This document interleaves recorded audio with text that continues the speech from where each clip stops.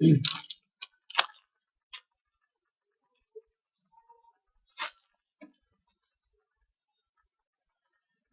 الحمد لله نحمده ونستعينه ونستغفره ونعوذ بالله من شرور أنفسنا ومن سيئات أعمالنا من يهده الله فلا مضل له ومن يضلل فلا هادي له وأشهد أن لا إله إلا الله وحده لا شريك له وأشهد أن محمدا عبده ورسوله اللهم صل على محمد وعلى آل محمد كما صليت على إبراهيم وعلى آل إبراهيم إنك حميد مجيد اللهم بارك على محمد وعلى آل محمد كما باركت على إبراهيم وعلى آل إبراهيم إنك حميد مجيد أما بعد فإن خير الحديث كتاب الله وخير الهدي هدي محمد صلى الله عليه وسلم وشر الأمور محدثاتها وكل محدثة بدعة وكل بدعة ضلالة وكل ضلالة في النار أعوذ بالله من الشيطان الرجيم يا أيها الذين آمنوا اتقوا الله حق تقاته ولا تموتن إلا وأنتم مسلمون يا أيها الناس اتقوا ربكم الذي خلقكم من نفس واحدة وخلق منها زوجها وبث منهما رجالا كثيرا ونساء واتقوا الله الذي تساءلون به والأرحام إن الله كان عليكم رقيبا يا أيها الذين آمنوا اتقوا الله وقولوا قولا سديدا يصلح لكم أعمالكم ويغفر لكم ذنوبكم ومن يطع الله ورسوله فقد فاز فوزا عظيما محترم بھائیو اور دوستو، اس دنیا میں ہم ایک مختصر سی مدت کے لیے آئے ہیں اور اس کے بعد ہر انسان کا سفر آخرت شروع ہونا ہے۔ سفر آخرت کا آغاز انسان کی موت کے ساتھ ہوتا ہے کہ جس سے کسی کو مفر اور کسی کو راہ فرار نہیں ہے۔ کوئی شخص موت سے نہیں بچ سکتا۔ کل نفس ذائقۃ الموت، ہر نفس نے موت کا ذائقہ چکھنا ہے۔ اور جب یہ سفر آخرت شروع ہونا ہے تو اس کے بعد ہر شخص کی اور ہر مسافر کی پہلی منزل قبر ہوگی، اور قبر یہ وہ پہلی منزل ہے کہ جہاں پر ہر شخص کی آزمائش ہوتی ہے، ہر شخص کو آزمایا جاتا ہے، اس سے امتحان لیا جاتا ہے۔ اگر وہ اس امتحان میں پاس ہو تو وہ وہاں بھی کامیاب ہو جاتا ہے اور آگے آنے والی منزلوں میں بھی کامیاب ہوگا۔ لیکن اگر وہ پہلی اس منزل میں جو کہ قبر کی منزل ہے، اگر اسی میں ہی وہ ناکام ہو جائے تو پھر قبر کا عذاب اور اس کے بعد پھر آنے والی جتنی منزلیں ہوں گی وہ ساری کی ساری اس کے لیے تلخیوں اور سختیوں کا باعث ہوں گی، والعیاذ باللہ۔ یہی وجہ ہے کہ حضرت عثمان بن عفان رضی اللہ تعالیٰ عنہ جب قبر پر جاتے تھے تو بہت زیادہ روتے تھے، اتنا روتے تھے کہ آپ کی داڑھی مبارک تر ہو جاتی تھی، اور لوگ ان سے پوچھتے تھے کہ اے عثمان بن عفان، آپ جنت و دوزخ کا تذکرہ سنتے ہیں تو اتنا نہیں روتے، لیکن قبر پر آتے ہیں تو اتنا روتے ہیں، اس کی وجہ کیا ہے؟ حضرت عثمان بن عفان رضی اللہ تعالیٰ عنہ فرمایا کرتے تھے کہ میں نے رسول اکرم صلی اللہ علیہ وسلم سے سنا تھا، آپ صلی اللہ علیہ وسلم نے ارشاد فرمایا کہ ان القبر اول منزل من منازل الاخرہ، کہ قبر آخرت کی منزلوں میں سے پہلی منزل ہے۔ فإن نجا منه احد فما بعده ايسر منه، جو شخص اس پہلی منزل میں کامیاب ہو جائے، نجات پا جائے، تو بعد میں آنے والی منزلیں اس کے لیے نہایت آسان تر ہو جاتی ہیں۔ وإن لم ينج منه، اور اگر وہ اپنی اس پہلی منزل میں کامیاب نہ ہو، فما بعده اشد منه، تو اس کے بعد آنے والی منزلیں اس کے لیے کہیں زیادہ سخت ہوتی ہیں۔ تو حضرت عثمان بن عفان رضی اللہ تعالیٰ عنہ یہی فرمایا کرتے تھے کہ میں اپنی اس پہلی منزل کے بارے میں سوچتا ہوں کہ میری اس پہلی منزل میں میرے ساتھ کیا سلوک ہوگا، میں کامیاب ہوں گا یا ناکام ہوں گا۔ اور یہ وہ صحابی ہیں رضی اللہ تعالیٰ عنہ کہ جن کا نام لے کر نبی صلی اللہ علیہ وسلم نے ان کو جنت کی بشارت دی تھی، اور آپ صلی اللہ علیہ وسلم نے ان کے متعدد فضائل ذکر فرمائے۔ آپ صلی اللہ علیہ وسلم کی دو صاحبزادیوں کے یکے بعد دیگرے دو صاحبزادیوں کے خامند حضرت عثمان بن عفان رضی اللہ تعالیٰ عنہ، جو کہ اللہ کے راستے میں شہید ہوئے، ان کو بھی اس پہلی منزل کے متعلق فکر دامن گیر رہتی تھی، فکر لاحق رہتی تھی کہ کیا اس پہلی منزل میں کامیاب ہوں گا یا ناکام ہوں گا۔ کیا وجہ ہے کہ وہ صحابی اس قدر اعلیٰ مرتبے پہ فائز ہو کر بھی قبر کے بارے میں اس قدر فکر مند رہتے، اور میں اور آپ تو ہم تو ان کے مقابلے میں کچھ بھی نہیں ہیں۔ ہم تو سر سے لے کر پیر تک گناہوں میں ڈوبے ہوئے ہیں، پھر کیا وجہ ہے کہ ہمیں اپنی آخرت، اپنی قبر یاد نہیں آتی؟ میرے عزیز بھائیوں، جب ایک انسان کو سفر آخرت کے دوران اپنی اس پہلی منزل پہ پہنچایا جاتا ہے اور قبر کا منہ بند کیا جاتا ہے تو قبر اس کو دبوچتی ہے، اور قبر کے اس دبوچنے سے کوئی بھی انسان نجات نہیں پا سکتا، حتیٰ کہ رسول اکرم صلی اللہ علیہ وسلم نے اپنے ایک صحابی سعد بن معاذ رضی اللہ تعالیٰ عنہ کے بارے میں فرمایا، جب ان کو دفنایا گیا تو فرمایا ان هذا الذي تحرك له العرش، یہ صحابی سعد بن معاذ جس کی موت پر عرش بھی کانپ اٹھا، وفتحت له ابواب السماء، اور جس کے لیے آسمان کے دروازے کھول دیے گئے، وشهده 70,000 من الملائکہ، اور اس کی نماز جنازہ میں 70,000 فرشتے شریک ہوئے۔ یہ صحابی جب اس کو دفنایا گیا، اس کی قبر کا منہ بند کیا گیا، لقد ضم ضمة، تو اس کو بھی دبوچا گیا، ثم فرج عنہ، پھر اس کی قبر کو کھلا کر دیا گیا۔ تو یہ صحابی کہ جس کی نماز جنازہ میں 70,000 فرشتے شریک ہوتے ہیں، اس کو بھی قبر دبوچتی۔ اور آپ صلی اللہ علیہ وسلم نے ارشاد فرمایا ان للقبر ضغطة لو نجا منها احد لنجا منها سعد بن معاذ، قبر ہر ایک کو دبوچتی ہے، اگر کوئی شخص قبر کے دبوچنے سے نجات پانے والا ہوتا تو یہ سعد بن معاذ ضرور نجات پاتا، لیکن اس کو نجات نہیں ملی، اس کو بھی دبوچا گیا قبر کے اندر۔ میرے بھائیوں، ہر انسان چاہے کافر ہو چاہے مومن ہو، ہر انسان کو اس کی قبر نے دبوچنا ہے۔ ہاں فرق ہے، کافر اور منافق کو جب قبر دبوچتی ہے تو پھر قبر اس کو چھوڑتی نہیں، قیامت تک وہ اس کی دبوچ میں رہتا ہے، لیکن مومن کو اس کے گناہوں کے لحاظ سے اگر وہ عقیدہ توحید پر مرتا ہے اور اس کے دامن پر شرک کا دھبا نہیں ہوتا، عقیدہ توحید پر اس کی موت آتی ہے تو اس کے گناہوں کے لحاظ سے اس کی قبر اس کو دبوچتی ہے، پھر اس کو قبر چھوڑ دیتی ہے۔ ہو سکتا ہے کہ حضرت سعد بن معاذ رضی اللہ تعالیٰ عنہ ان سے بھی شاید کوئی غلطی ہوئی ہوگی، کوئی گناہ ہوا ہوگا، آخر صحابہ کرام بھی معصوم نہیں تھے گناہوں سے، انبیاء ہی گناہوں سے پاک ہوتے ہیں، تو اس صحابی سے بھی کوئی نہ کوئی گناہ، کوئی نہ کوئی غلطی ہوئی ہوگی کہ جس کی وجہ سے ان کی قبر نے ان کو دبوچا، باوجود اس کے کہ ان کی نماز جنازہ میں 70,000 فرشتے شریک ہوئے۔ میرے عزیز بھائیوں، قبر میں ہر انسان سے سوال و جواب ہونے والا ہے، مجھ سے بھی اور آپ سے بھی، مردوں سے بھی اور عورتوں سے بھی، ہر شخص سے سوال و جواب ہونے والا ہے۔ اور سوال و جواب کس کے متعلق ہوگا؟ تین چیزوں کے متعلق، رب کے متعلق، نبی کریم حضرت محمد صلی اللہ علیہ وسلم کے متعلق، اور دین اسلام کے متعلق۔ جو شخص ان تین سوالوں کے جوابات درست دے گا، اللہ رب العزت اس کی قبر کو جنت کا باغ بنا دے گا، اور اس کے لیے جنت کا بستر بچھا دیا جائے گا، اس کے لیے جنت کا لباس لایا جائے گا، جنت کا دروازہ اس کے لیے کھول دیا جائے گا، جنت کی خوشبو اور جنت کی ٹھنڈی ہوائیں اور جنت کی نعمتیں اس کو ملے گی۔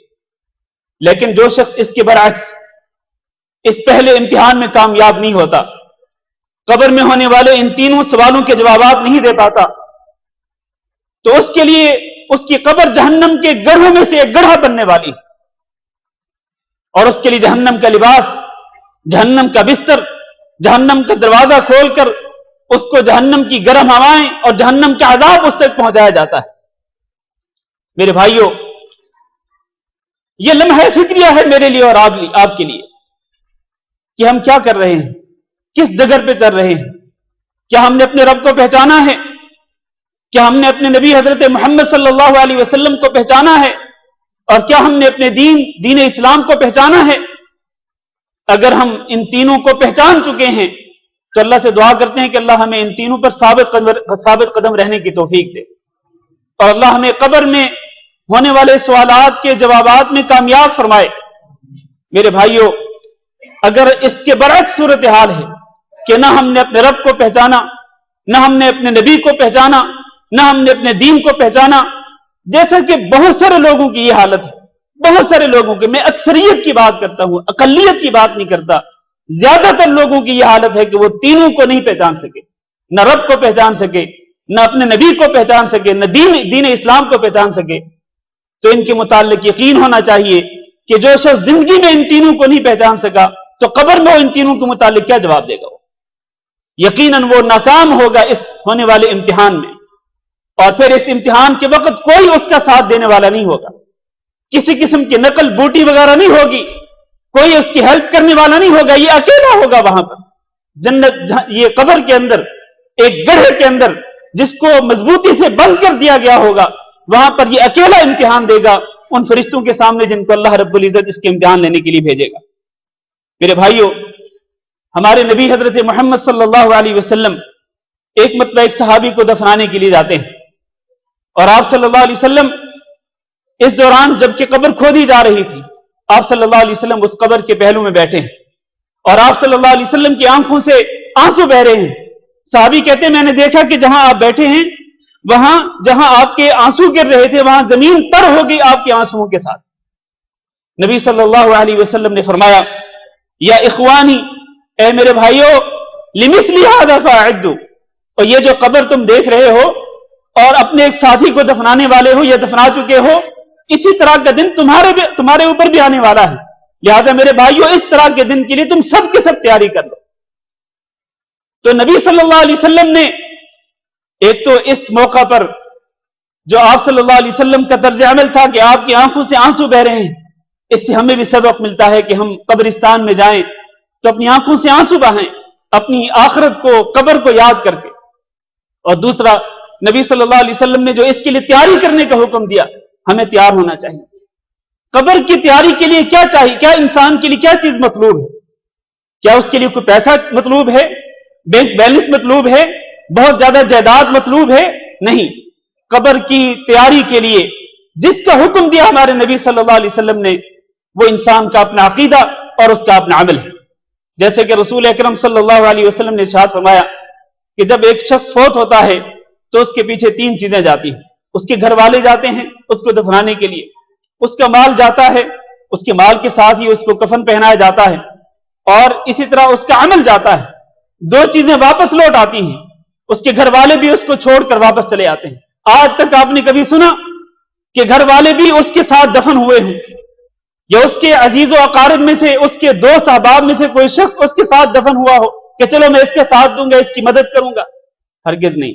گھر والے چھوڑ جاتے ہیں، بیوی بچے چھوڑ جاتے ہیں، ماں اور باپ چھوڑ جاتے ہیں، اور اپنی اولاد، اپنے بہن بھائی چھوڑ دیتے ہیں، کوئی اس کے ساتھ نہیں جاتا، مال بھی اس کے ساتھ نہیں جاتا، چاہے اس نے کروڑوں اربوں کیوں نہ بنائے ہوں، کھربوں کیوں نہ بنائے ہوں، اس کے ساتھ مال نہیں جاتا۔ صرف ایک چیز اس کے ساتھ رہتی ہے اور وہ ہے اس کا عمل۔ لہذا ہم اپنے اس عمل کا جائزہ لیں، یہی تیاری ہے قبر کے لیے۔ ہم کیا عمل کر رہے ہیں؟ اللہ رب العزت کو راضی کرنے والے اعمال یا اللہ رب العزت کو ناراض کرنے والے اعمال؟ یہی اصل میں تیاری ہے قبر کے لیے، اور اس کا حکم دیا ہمارے پیارے نبی حضرت محمد صلی اللہ علیہ وسلم نے۔ میرے بھائیوں، آج کے خطبہ جمعہ میں مجھے جس موضوع پر بات کرنی ہے وہ عذاب قبر ہے۔ قبر کا عذاب برحق ہے، اور اس میں کسی قسم کا شک و شبہ نہیں۔ میں نے پہلے بھی عرض کیا ہے، اور مزید اس کی وضاحت کرتا ہوں کہ یہ عذاب قبر جو ہے یہ غیبی امور میں سے ہے۔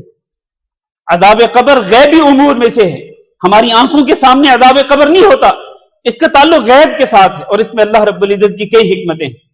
ان میں سے پہلی حکمت یہ ہے کہ اللہ رب العزت بڑا مہربان ہے، ارحم الراحمین ہے، اللہ تعالیٰ اپنے بندوں پر رحم کرتا ہے۔ آپ سوچیں، ذرا تصور کریں، اگر آپ میں سے کسی شخص کو یہ پتہ چل جائے کہ اس کی بیوی کو یا اس کی ماں کو یا اس کے باپ کو یا اس کے بیٹے کو یا اس کی بیٹی کو یا اس کے بھائی کو یا اس کی بہن کو، اس کے کسی قریبی رشتہ دار کو قبر میں عذاب دیا جا رہا ہے، اگر کسی کو یہ پتہ چل جائے تو آپ ذرا سوچیں، جس کو پتہ چلے گا تو اس کی زندگی کس طرح سے گزرے گی؟ اس کی زندگی کس طرح سے گزرے گی؟ وہ دنیا کے اندر دن اور رات میں سکون پا سکے گا؟ جس کو یہ پتا ہوگا کہ میرے فلاں قریبی رشتہ دار کو قبر کے اندر عذاب ہو رہا ہے، اللہ تعالیٰ نے اس کو غیبی امور میں رکھا، اس کو چھپا کے رکھا، اس پہ پردہ ڈال دیا تاکہ اللہ رب العزت کے بندے جو ہیں ان کا سکون برباد نہ ہو۔ ایک تو یہ حکمت ہے۔ دوسری حکمت یہ ہے کہ رسول اکرم صلی اللہ علیہ وسلم نے ارشاد فرمایا، لولا ان لا تدافنوا لدعوت اللہ ان یسمعکم من عذاب القبر، اگر مجھے اس بات کا اندیشہ نہ ہوتا کہ تم اپنے مردوں کو دفنانا چھوڑ دو گے تو میں اللہ تعالیٰ سے دعا کرتا کہ اللہ تعالیٰ تمہیں عذاب قبر سناتا۔ معنی یہ ہے کہ اگر پتہ چل جائے کہ عذاب قبر ہو رہا ہے اور عذاب قبر اس طرح ہوتا ہے تو پھر لوگ اپنے مردوں کو دفنانا ہی چھوڑ دیں گے۔ اس اندیشے کے پیش نظر نبی صلی اللہ علیہ وسلم نے دعا نہیں کی، ورنہ آپ دعا کر سکتے تھے اور لوگوں کو پتہ چل سکتا تھا کہ قبر کے اندر عذاب کس طرح کا ہوتا ہے۔ عذاب قبر کے متعلق بہت سارے دلائل ہیں، قرآن مجید کے اندر بھی اور نبی صلی اللہ علیہ وسلم کی حدیث کے اندر بھی، لیکن چونکہ وقت مختصر ہوتا ہے میں نے یہ دلائل لکھے ہوئے ہیں لیکن میں ان کو ذکر نہیں کر رہا۔ اس میں کوئی شک نہیں، قرآن مجید سے بھی ثابت ہوتا ہے اور رسول اکرم صلی اللہ علیہ وسلم کی متعدد احادیث سے ثابت ہوتا ہے کہ عذاب قبر برحق ہے۔ اور اس کی سب سے بڑی دلیل آپ دیکھیں کہ میرے اور آپ کے پیارے نبی حضرت محمد صلی اللہ علیہ وسلم اللہ تعالیٰ کی پناہ طلب کیا کرتے تھے عذاب قبر سے، اور ہر فرض نماز کے آخر میں آپ صلی اللہ علیہ وسلم جن 4 چیزوں سے اللہ کی پناہ طلب کرتے تھے ان میں سے ایک عذاب قبر بھی۔ اللہم انی اعوذ بک من عذاب القبر ومن عذاب النار ومن فتنة المحیا والممات ومن شر فتنة المسیح الدجال۔ 4 چیزوں سے اللہ کی پناہ طلب کرتے تھے رسول اکرم صلی اللہ علیہ وسلم ہر نماز کے اندر، ان میں سے ایک عذاب قبر سے اللہ کی پناہ طلب کرتے تھے۔ میرے بھائیو، عذاب قبر برحق ہے تو تبھی نبی صلی اللہ علیہ وسلم اللہ کی پناہ طلب کرتے تھے اس عذاب سے، ورنہ اگر یہ عذاب برحق نہ ہوتا، جیسا کہ بعض لوگ یہ دعویٰ کرتے ہیں کہ نہیں قبر کا کوئی عذاب نہیں ہے، تو ان کا یہ دعویٰ جھوٹا دعویٰ ہے۔ اگر یہ عذاب برحق نہ ہوتا تو نبی صلی اللہ علیہ وسلم کبھی اس سے بچنے کی دعا نہ کرتے۔ یہاں پر جو بات بڑی اہم ہے وہ یہ ہے کہ قبر میں عذاب کے اسباب کیا ہیں اور کن اسباب کی بنا پر ایک انسان عذاب قبر سے بچ سکتا ہے، یہ ایک اہم نقطہ ہے۔ عذاب قبر کے برحق ہونے میں کوئی شک و شبہ نہیں۔ اہم نقطہ یہ ہے کہ عذاب قبر کن اسباب کی بنا پر ہوتا ہے اور کن اسباب کی بنا پر ایک انسان عذاب قبر سے بچ سکتا ہے۔ چنانچہ سب سے پہلے میں اسباب عذاب قبر ذکر کرتا ہوں۔ عذاب قبر کے جو اسباب، یعنی وہ اسباب جن کی بنا پر ایک شخص کو قبر کے اندر عذاب دیا جاتا ہے۔ ایک انسان اگر ان اسباب سے بچ جائے، ان اسباب سے پرہیز کرے تو یقیناً وہ عذاب قبر سے بچ سکتا ہے۔ تو آئیے ان اسباب کا ذکر کرتے ہیں۔ ان اسباب میں سے عمومی طور پر ایک جو بڑا سبب ہے وہ تو یہ ہے کہ ایک انسان دین سے اعراض کرنے والا ہو، نہ اس کو اللہ رب العزت کی توحید کی پرواہ اور نہ اس کو نبی صلی اللہ علیہ وسلم کی سنت کی پرواہ، وہ شرک میں بھی مبتلا، وہ بدعات میں بھی مبتلا، اور اسی طرح نہ اس کو نماز کی پرواہ، نہ اس کو روزے کی پرواہ، نہ اس کو زکوٰۃ کی پرواہ، نہ اس کو حج کی پرواہ، اور اسلام کے باقی جو دیگر فرائض اور دیگر احکامات ہیں وہ کوئی پرواہ نہیں کرتا اور منمانی زندگی بسر کرتا ہے۔ منمانی زندگی بسر کرتے ہوئے اگر وہ فوت ہو جاتا ہے تو اس کے بارے میں یقین سے کہا جا سکتا ہے کہ اس کو قبر میں ضرور عذاب ہوگا، والعیاذ باللہ۔ یہ ایک عمومی سبب ہے جو میں نے ذکر کیا ہے، لیکن ذرا تفصیل میں جائیں تو ہمیں تفصیل میں 10 اسباب نظر آتے ہیں، اور اس سے بھی زیادہ ہو سکتے ہیں اگر اس سے زیادہ بھی تحقیق کی جائے، لیکن میں صرف جو بڑے بڑے اہم اسباب ہیں 10 ان کا اختصار کے ساتھ ذکر کرتا ہوں۔ پہلا سبب ہے کفر و نفاق۔ ایک شخص کفر اختیار کر لے، مثلا کافر ہو اور کفر پر اس کی موت آتی ہے، یہ ایک شخص منافق ہو اور نفاق پر اس کی موت آتی ہے تو اس کو عذاب قبر میں مبتلا کیا جائے گا۔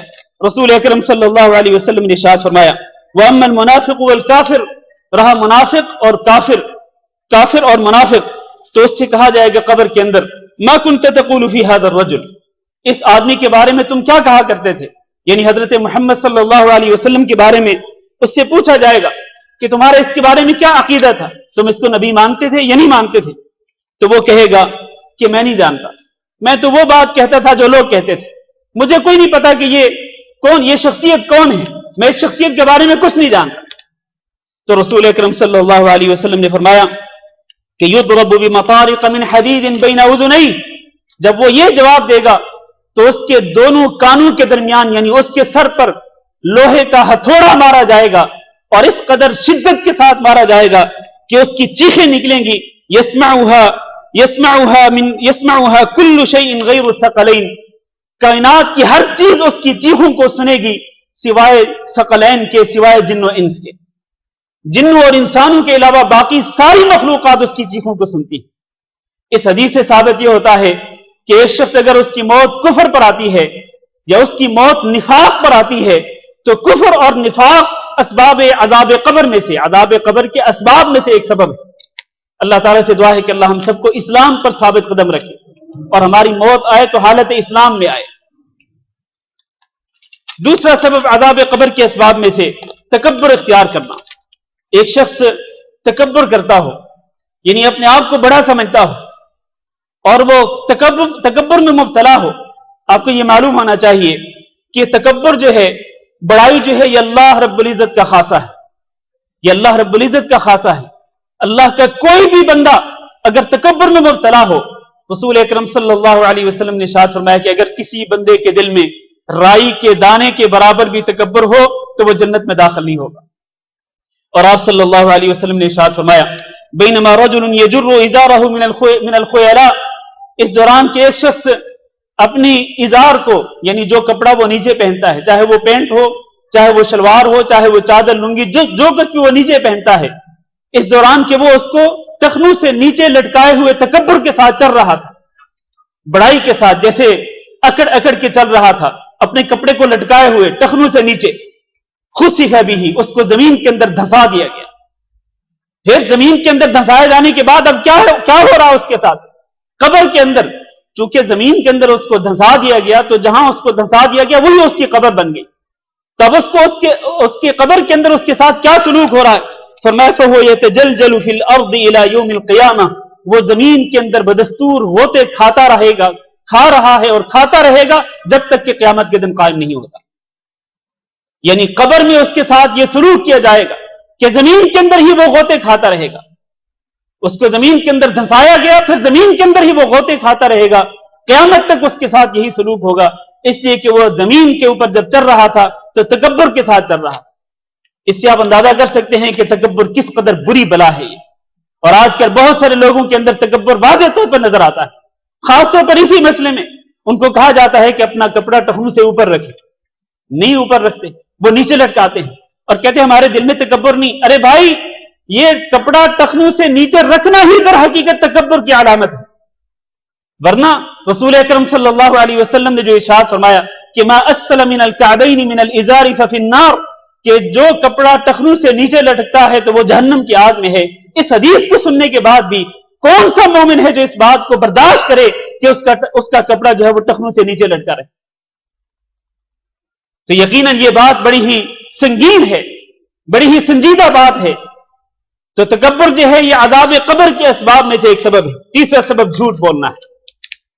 عذاب قبر کے اسباب میں سے ایک سبب جھوٹ بولنا ہے، عام گفتگو میں جھوٹ بولنا یا خرید و فروخت میں جھوٹ بولنا، اور آج کل اللہ تعالیٰ معاف کرے خرید و فروخت کے معاملات میں اس قدر جھوٹ آ چکا ہے کہ اللہ رب العزت معاف فرمائے، خرید و فروخت کے معاملات میں، اور اسی طرح عام طور پر گفتگو میں بھی عموماً جھوٹ بولا جاتا ہے۔ یہ جھوٹ جو ہے یہ عذاب قبر کے اسباب میں سے ایک سبب ہے۔ رسول اکرم صلی اللہ علیہ وسلم نے دیکھا خواب کے اندر، اور نبیوں کا خواب سچا ہوتا ہے، آپ صلی اللہ علیہ وسلم نے خواب میں دیکھا کہ ایک شخص جو ہے وہ لیٹا ہوا ہے اور ایک شخص جو بیٹھا ہوا ہے اور دوسرا شخص جو ہے اس کے ہاتھ میں مہمیز ہے، اور وہ महमीज के साथ उसकी बाछों को चीरता है, दाई बाछ को चीरते चीरते वो उसकी गुद्दी तक ले जाता है, फिर उसके बाद वो उसकी बाई बाछ को चीर करके वो उसकी गुद्दी तक ले जाता है, फिर उसकी दोनों बाछें वापस आती हैं, ये फिर महमीज के साथ इसी तरह पहले दाई बाछ को फिर बाई बाछ को उसकी बाछों को चीर के पीछे लेके जाता है, बराबर उसके साथ यही सलूक हो रहा है। रसूल अकरम सल्लल्लाहु अलैहि वसल्लम ने फरमाया, पूछा आप सल्लल्लाहु अलैहि वसल्लम ने उन दो फरिश्तों से जो आपके साथ थे कि ये कौन है जिसको ये आजाद दिया जा रहा है, तो उन दो फरिश्तों ने जवाब दिया कि ये वो शख्स है जो दुनिया के अंदर झूठ बोला करता था और फिर उसका झूठ दुनिया के अंदर फैल जाता था। जैसा कि आजकल ये ज़राए इबलाग जो हैं और खुसूसन जदीद जो ज़राए हैं, इनके जरिए एक झूठ को फैलने में, दुनिया भर में एक झूठ के फैलने में 1 मिनट भी नहीं लगता है। एक आप मैसेज नोट करें झूठ पर मबनी, फिर उसको आप फैला दें और अपने दोस्तों को कहें कि इसको आगे फॉरवर्ड कर दें, चुनाचे फॉरवर्ड करते करते वो चंद मिनटों के अंदर पूरी दुनिया के अंदर फैल जाएगा। जो शख्स इस तरह झूठ बोलता है और वो अपने झूठ को दुनिया के अंदर फैलाता है किसी भी जरिए, तो उसको यकीन कर लेना चाहिए कि कब्र के अंदर उसको यह अजाब दिया जाएगा कि उसकी बाछों को चीरा जाएगा, बार बार उसके साथ यह सलूक किया जाता रहेगा जब तक कि क़यामत के दिन कायम नहीं होगा। और चौथा सबब अज़ाब कब्र के असबाब में से कुरान मजीद को पढ़कर फिर कुरान मजीद को भुला देना और कुरान मजीद पर अमल न करना और खसूसन फजर की नमाज के वक्त सोए रहना। एक शख्स कुरान मजीद को पढ़ाओ, मसलन वो कुरान मजीद का हाफिज हो या वो नाज़िला उसने कुरान मजीद पढ़ रखा है, लेकिन ना तो वो रात के वक्त नफिल नमाज के लिए उठता है और ना वो फजर की नमाज के लिए बेदार होता है और ना ही वो दिन के वक्त कुरान मजीद पर अमल करता है, उसने कुरान मजीद को बालाए ताक रखा हुआ है। इसके साथ क्या सलूक होगा? कब्र के अंदर नबी सल्लल्लाहु अलैहि वसल्लम ने फरमाया कि मैंने देखा एक बंदा जो है वो लेटा हुआ है और दूसरा बंदा उसके हाथ में एक पत्थर है, वो पत्थर उसके सर पे मारता है, वो पत्थर के साथ जब वो पत्थर मारता है तो उसका सर कुचला जाता है, बुरे तरीके से कुचला जाता है, लेकिन जैसे ही वो उस पत्थर को उठाने के लिए जाता है, वापस लौटता है वो फरिश्ता, तो उस वक्त तक उसका सर दोबारा अपनी ऐसी हालत में लौट चुका होता है। वो फिर उसके सर पे पत्थर मारता है, फिर उसके सर कुचला जाता है, बार बार उसके सर को पत्थर के साथ कुचला जा रहा है। रसूल अकरम सल्लल्लाहु अलैहि वसल्लम ने पूछा कि ये कौन है, तो फरिश्तों ने जवाब दिया कि ये वो शख्स है कि जो दुनिया में कुरान मजीद को पढ़ता था, लेकिन कुरान मजीद को इसने सीखा था, लेकिन ना तो कुरान मजीद पे अमल करता था और ना ये फजर की नमाज के लिए बेदार होता था। और आजकल कितने लोग हैं कि जो कुरान मजीद को पढ़ना जानते हैं, लेकिन इसके साथ साथ ना तो नफिल नमाज के लिए बेदार होते हैं और नफिल नमाज तो दूर की बात, फजर की जो फर्ज नमाज है उसके लिए भी बेदार नहीं होते। तो उसके साथ ये अज़ाब कब्र जो है उसको दिया जाएगा कब्र के अंदर। पांचवा सबब, अल्लाह ताला हम सबको महफूज रखे, पांचवा सबब जो है अज़ाब कब्र के असबाब में से वो जिना और बदकारी करना है, जिसको अल्लाह रब्बुल इज्जत ने हराम कहा है, बल्कि अल्लाह ने फरमाया ला तक़रबुज़ ज़िना, जिना के तो करीब तक ना जाओ, यानी वो चीजें जो जिना तक पहुंचा सकती हूं आप उनके भी करीब ना जाओ। और जिना को अल्लाह ताला ने बेहयाई करार दिया है। रसूल अकरम सल्लल्लाहु अलैहि वसल्लम ने देखा ख्वाब के अंदर कि एक तनूर है और उस तनूर के अंदर नंगे मर्द और नंगी औरतें हैं और उनके नीचे से आग के शोले बुलंद हो रहे हैं। जब आग के शोले बुलंद होते हैं तो वो तनूर के मुंह की तरफ आते हैं, लेकिन उनको फिर नीचे धकेल दिया जाता है। बार बार उनके साथ ये हशर हो रहा है, ये सलूक हो रहा है कि आग के शोलों में उनको धकेला जाता है, वो बंद मुंह वाले तनूर के अंदर। आपने जब पूछा तो रसूल अकरम सल्लल्लाहु अलैहि वसल्लम को बतलाया गया कि ये आपकी उम्मत के बदकार लोग हैं, जिना करने वाले लोग हैं जिनके साथ ये सलूक किया जा रहा है और क़यामत तक इनके लिए यही सलूक होगा। छठा सबब अज़ाब कब्र के असबाब में से सूद खाना है।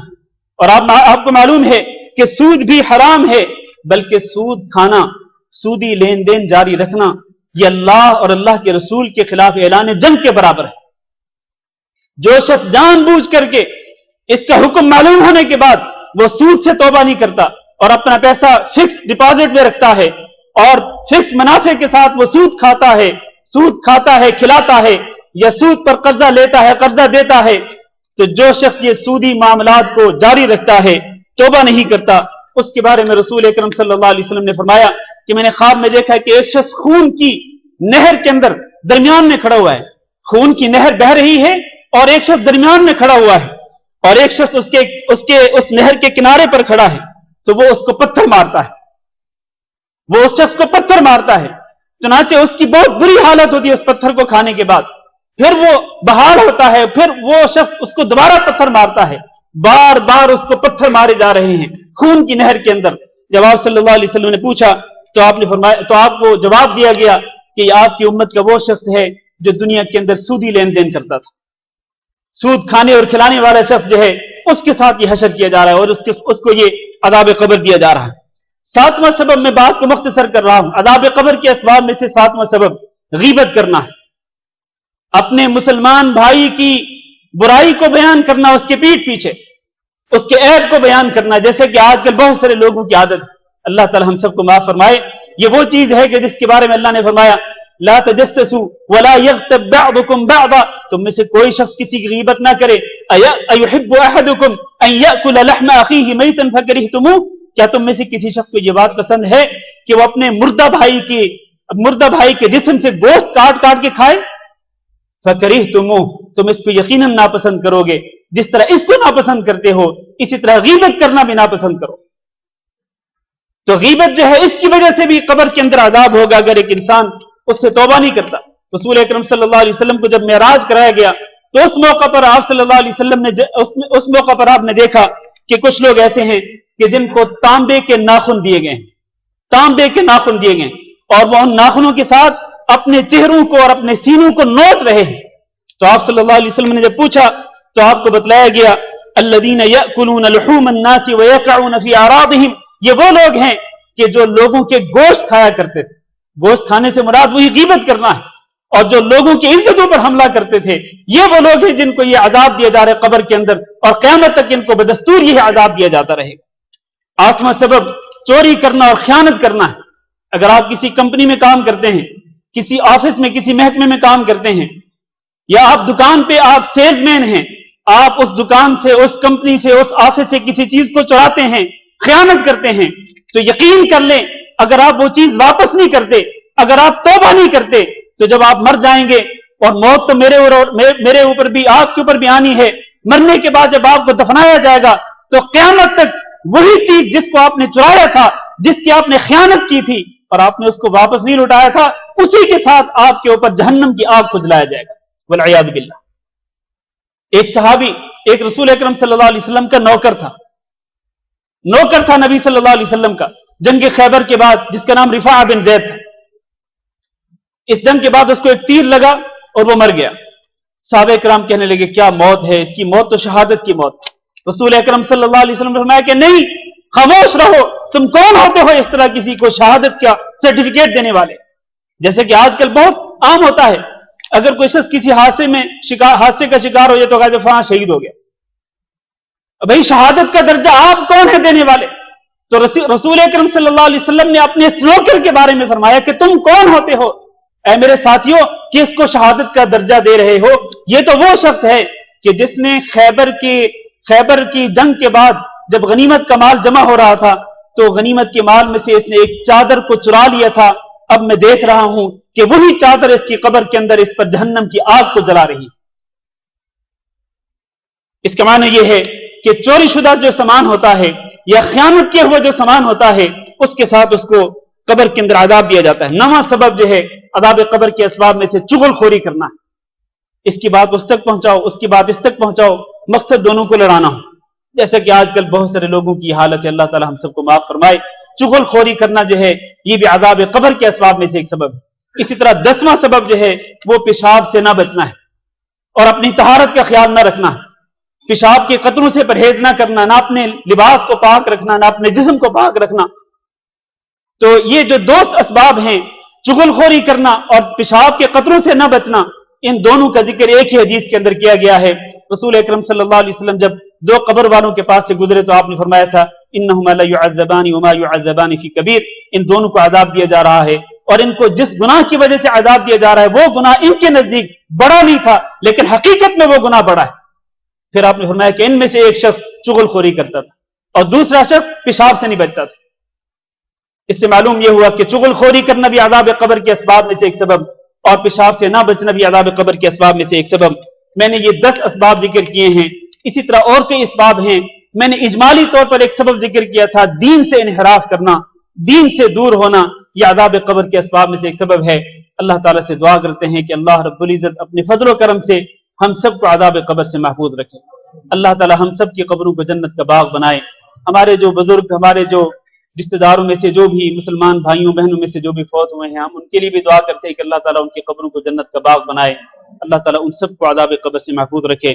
استغفر اللہ لی ولکم ولسائر المسلمین فاستغفروہ انہ هو الغفور الرحیم۔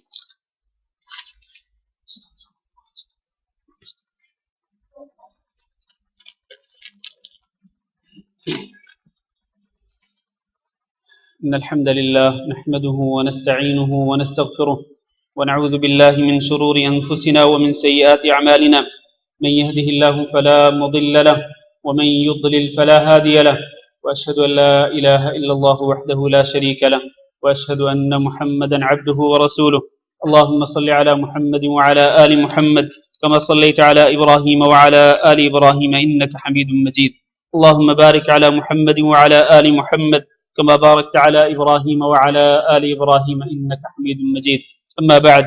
میرے بھائی اور دوستو، آج کے خطبہ جمعہ کا آخری نقطہ یہ ہے کہ وہ کون سے اسباب ہیں کہ جن کو اختیار کیا جائے تو ایک انسان عذاب قبر سے محفوظ رہ سکتا ہے۔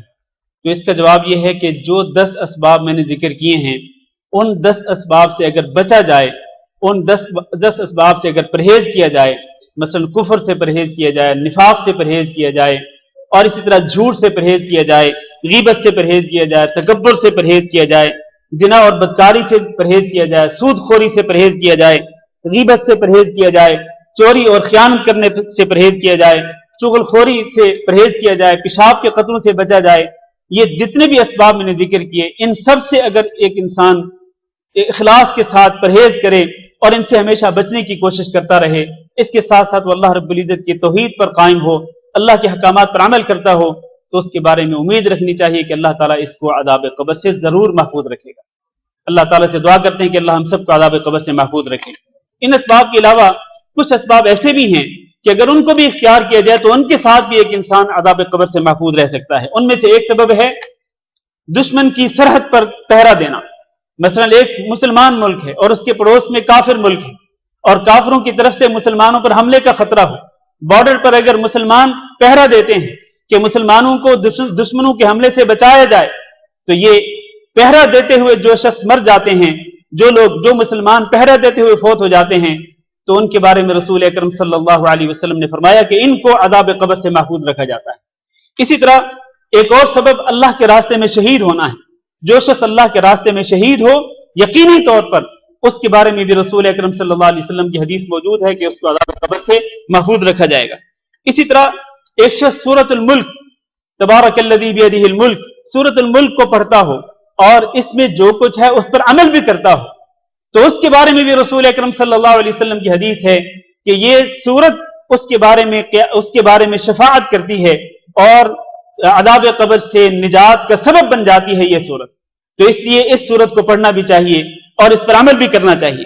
اسی طرح ایک شخص اگر پیٹ کی بیماری میں مبتلا ہوتا ہے، پیٹ کی کئی بیماریاں ہوتی ہیں، ان بیماریوں میں سے کسی ایک بیماری کی وجہ سے اگر کوئی شخص فوت ہو جائے، اس کی موت واقع ہو جاتی ہے، تو اس کے بارے میں نبی صلی اللہ علیہ وسلم نے ارشاد فرمایا کہ من یقتلہ بطنہ فلن یعذب فی قبرہ، جس شخص کو اس کا پیٹ ہی مار دے، یعنی پیٹ کی کوئی بیماری اس کی موت کا سبب بن جائے، تو اس کو عذاب قبر میں مبتلا نہیں کیا جائے گا۔ اسی طرح ایک اور سبب کہ ایک شخص اللہ رب العزت کی توحید پر قائم ہو، شرک سے اپنا دامن پاک رکھے ہوئے ہو اور عمل صالح کرتا ہو، ہمیشہ اللہ رب العزت کو راضی کرنے والے اعمال کرتا ہو اور اللہ کو ناراض کرنے والے اعمال سے بچتا ہو، اور اس کی موت جمعہ کے دن یا جمعہ کی رات میں واقع ہو جائے، تو اس کو بھی عذاب قبر سے محفوظ رکھا جاتا ہے۔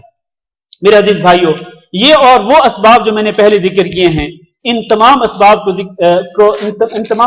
اختیار کیا جائے تو اختیار کرنے والا شخص اللہ رب العزت کے فضل و کرم سے عذاب قبر سے محفوظ رہ سکتا ہے۔ اللہ تعالیٰ سے پھر دعا کرتے ہیں کہ اللہ ہم سب کو عذاب قبر سے محفوظ رکھے، اور اللہ رب العزت ہماری موت اس حالت میں آئے کہ ہم حالت اسلام میں ہوں، اللہ کے سچے اور فرما بردار بندے ہوں، اسلام کی حالت میں ہماری موت آئے، اور اللہ تعالی ہم سب کو، ہمارے والدین کو بھی، ہمارے بیوی بچوں کو بھی، ہمارے تمام مسلمان بھائیوں بہنوں کو، سب کو اللہ تعالی عذاب قبر سے محفوظ رکھے اور ہم سب کی قبروں کو جنت کا باغ بنائے۔ أستغفر الله لي ولكم إنه هو الغفور الرحيم. اللهم اغفر لنا وللمؤمنين والمؤمنات وللمسلمين والمسلمات الأحياء منهم والأموات. اللهم إنا نسألك العفو والعافية والمعافاة الدائمة في الدنيا والآخرة. اللهم فرج هم المهمومين ونفس كرب المكروبين واقض الدين عن المدينين واشف مرضانا ومرضى المسلمين. اللهم آمنا في أوطاننا اللهم آمنا في أوطاننا واجعل هذا البلد آمنا مطمئنا وسائر بلاد المسلمين. عباد الله، إن الله يأمر بالعدل والإحسان وإيتاء ذي القربى وينهى عن الفحشاء والمنكر والبغي يعظكم لعلكم تذكرون. سبحان ربك رب العزة عما يصفون وسلام على المرسلين والحمد لله رب العالمين.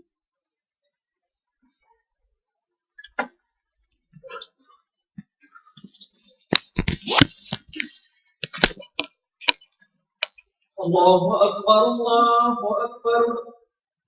أشهد أن لا إله إلا الله. أشهد أن محمدا رسول الله. حي على الصلاة حي على الفلاح. قد قامت الصلاة قد قامت الصلاة. الله أكبر الله أكبر. لا إله إلا الله.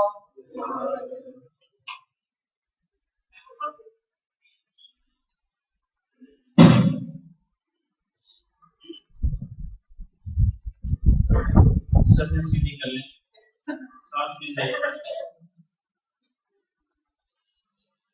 ساتھ میں پاؤں کے ساتھ پاؤں کے ساتھ بندے ملا لیں۔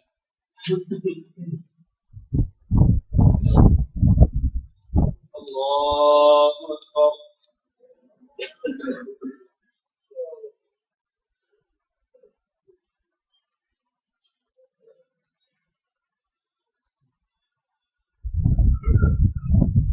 الحمد لله رب العالمين الرحمن الرحيم مالك يوم الدين إياك نعبد وإياك نستعين اهدنا الصراط المستقيم صراط الذين أنعمت عليهم غير المغضوب عليهم ولا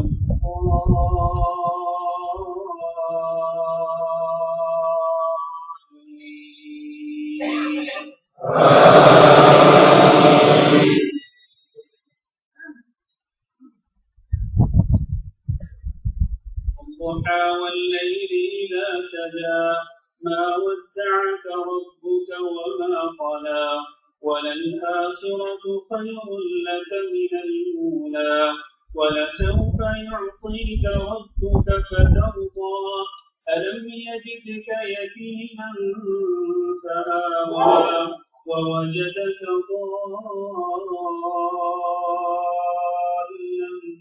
فهدى ووجدك عائلا فأغنى فأما اليتيم فلا تقهر وأما السائل فلا تنهر وأما بنعمة ربك فحدث. الله أكبر.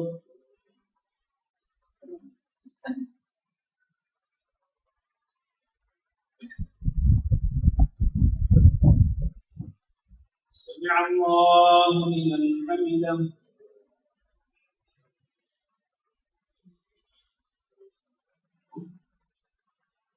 الله أكبر.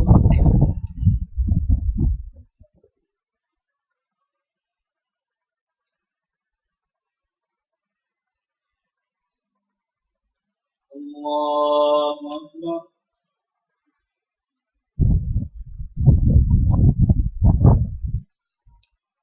الله أكبر.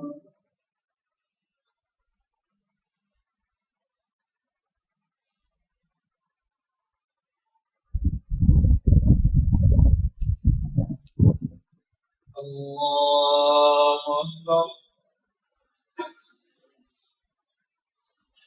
الحمد لله رب العالمين الرحمن الرحيم مالك يوم الدين إياك نعبد وإياك نستعين اهدنا الصراط المستقيم صراط الذين أنعمت عليهم غير المغضوب عليهم ولا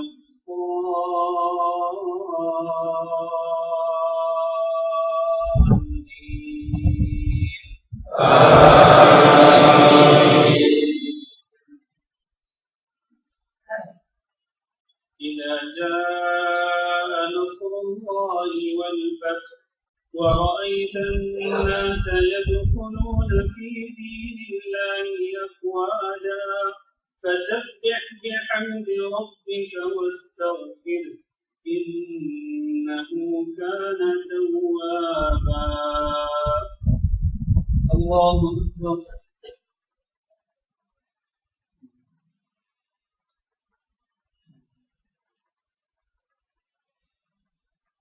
سمع الله لمن حمده.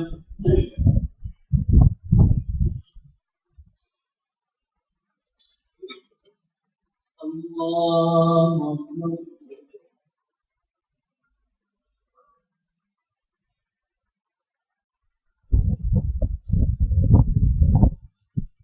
الله أكبر.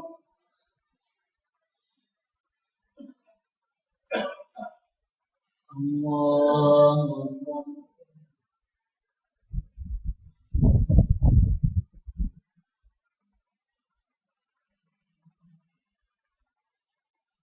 الله أكبر.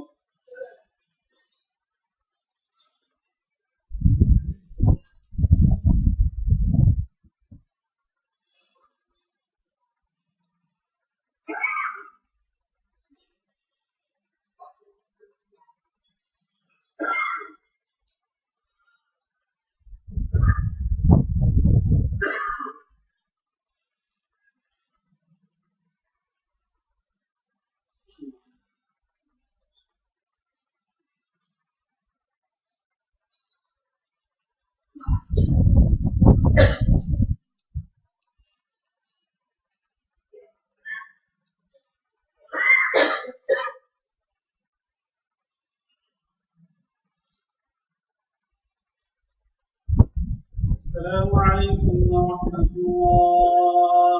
السلام عليكم ورحمة الله.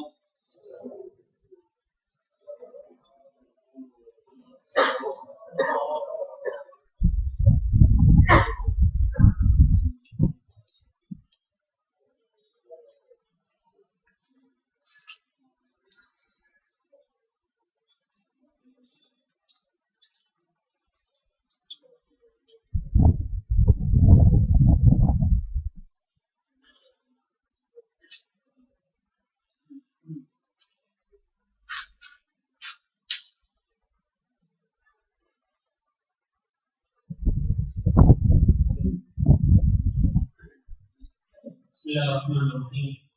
بھائی اور دوستوں، ایک تو آپ کی یاد دہانی کی یاد ہے کہ انشاءاللہ ہمارا سالانہ کا پروگرام اس سے معمول ہوگا. آج مغرب کے بعد حدیث کی کلاس اور عشاء کے بعد انشاءاللہ تفسیر درس ہوگا. درس احمد المہدی جو کہ سالانہ میں واقع ہے گٹ مارٹ کے پاس. تو آپ اللہ سے گزارش ہے کہ ضرور شریک ہوں اور ہماری گندی بھی آ سکتی. اور دوسرا یہ ہے کہ دارالقرآن میں اردو کلاسز کا آغاز ہونے جا رہا ہے انشاءاللہ پرسوں سے. تو وہاں پر قرآن حدیث کا علم حاصل کرنے دین کو سیکھنے کا بہترین موقع ہے. وہاں وزارت الاوقاف کی نگرانی میں باقاعدہ کلاسز ہوتی ہیں. 3 دن اتوار کے دن دارالقرآن قوانین. تو اب اللہ سے گزارش ہے کہ جو حضرات دین کو سیکھنے کے طلبگار خواہش مند ہوں تو وہ ضرور دارالقرآن میں آئیں. وہاں پر آپ بہت سارے علوم سیکھ سکتے ہیں. صحیح اسلامی عقیدہ سیکھ سکتے ہیں. اسی طرح آپ وہاں فقہی مسائل سے آگاہ ہو سکتے ہیں. اسی طرح عربی گرامر ہے, قرآن مجید کی تجوید ہے, نبی صلی اللہ علیہ وسلم کی سیرت طیبہ ہے. مختلف مضامین وہاں پر پڑھائے جاتے ہیں. تو وہاں ضرور تشریف لائیے. آپ کو اگر دارالقرآن کے بارے میں معلومات لینی ہے تو یہاں پر دارالقرآن کے کئی طالب علم موجود ہیں ماشاءاللہ یہاں پر. تو کسی سے بھی آپ دارالقرآن کے متعلق معلومات لے سکتے ہیں. پرسوں سے انشاءاللہ کلاسز کا آغاز ہو رہا ہے. ہمارے کچھ دوستوں نے دعا کی اپیل کی ہے. ہمارے ایک دوست عبدالعظیم صاحب نے اپنے بیٹے کی کامیابی کے لیے دعا کی اپیل کی. ہمارے عزیز اسرار صاحب نے اپنی والدہ کی کامیابی کے لیے دعا کی اپیل کی ہے. اسی طرح بھائی میرے والد صاحب بیمار ہیں، ان کی شفا کے لیے دعا کریں. تو بہت سارے لوگوں نے بیماروں کی کامیابی کے لیے اور کئی لوگوں نے بہت مغفرت کے لیے اور کئی لوگوں نے اپنی اولاد کی اصلاح کے لیے اور اپنی پریشانی کے علاج کے لیے دعا کی. ہم سب کے لیے دعا کرتے ہیں اللہ رب العزت تمام بیماروں کو شفا نصیب فرمائے. جن کے لیے خاص طور پر دعا کی اپیل کی ہے انہیں بھی اللہ تعالیٰ صحت کاملہ سے نوازے اور اللہ تعالیٰ باقی تمام بیماروں کو اپنی صحت کاملہ سے نوازے اور ہر قسم کی بیماری سے اللہ تعالیٰ محفوظ رکھے. اور جن کے مسلمان بھائی اپنے دوست سب کی مغفرت کے لیے دعا کرتے ہیں اللہ تعالیٰ ان کے گناہوں کو معاف فرمائے اور اللہ رب العزت ان کے گناہوں کو معاف فرما کر ان کو جنت میں داخل فرمائے اور ان کو عذاب قبر سے عذاب جہنم سے محفوظ رکھے. جتنے لوگ پریشان حال ہیں اللہ تعالیٰ سب کی پریشانی دور فرمائے. جو لوگ کاروباری پریشانی میں مبتلا ہیں یا گھریلو مسائل میں پھنسے ہوئے ہیں اللہ تعالیٰ سب کے مسائل آسان فرمائے سب کی پریشانیاں دور کرے. اور جن کو اللہ تعالیٰ نے اولاد دی ہے ان کے بارے میں دعا ہے اللہ تعالیٰ ان کی اولاد کو نیک بنائے. اللہ تعالیٰ نے جن کو بیٹیاں دی ہیں اللہ ان کے لیے اچھے سارے رشتوں کو بندوبست کر دے. اور اللہ نے جن کو بیٹے دی ہے اللہ ان کے بیٹوں کو آنکھوں کا باعث بنائے اور انہیں دنیاوی اور اخروی امتحانات میں کامیاب بنائے. اور جو لوگ بھی جس طرح کی پریشانی مبتلا ہیں اللہ